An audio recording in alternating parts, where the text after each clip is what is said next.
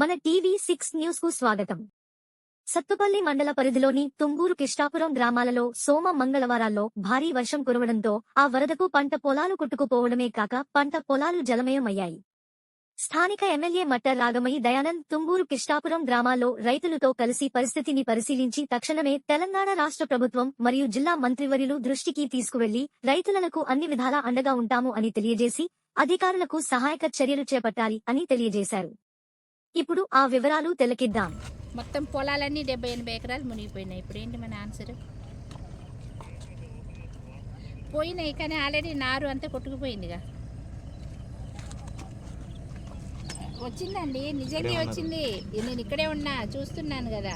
ఇప్పుడు మన వాళ్ళు కొంచెం తీసిన తర్వాత కొంచెం నీళ్లు పోతున్నాయి, కానీ మొత్తం పొలాలన్నీ అయిపోయినాయి. నారు కూడా లేదు మళ్ళీ వాళ్ళు వేసుకోవడానికి. మళ్ళీ అది పనికొస్తుందా మనకి?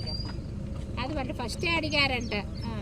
వాళ్ళు 3 పెట్టమని అడిగారంట, 3 తూములు. మన వాళ్ళు ఒకటే పెట్టారు. మరి నీళ్ళు పోవు కదా. వర్షాలు అయితే భారీగానే వచ్చినాయి. మరి ఇప్పుడు మనం ఏం చేయాలి?